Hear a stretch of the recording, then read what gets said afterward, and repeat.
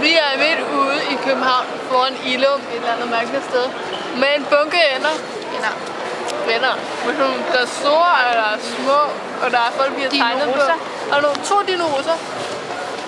Og så spiser vi tyggegummi, og folk kigger lidt mærkeligt på os, fordi vi snakker til et kamera. Hej. Og laver mærkelige lyd til os, fordi vi er ender midt ude på gangen. På vejen, okay? Inde på strøget. Inde på strøget, ja. Det kan være, at man ikke kan høre os. Og hvis man ikke kan høre, så er det bare ærgerligt. Ja. Hej.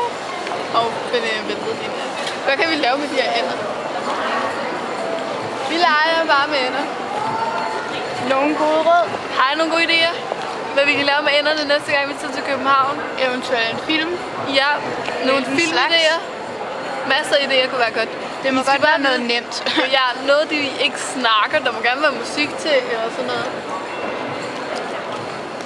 Masser af idéer.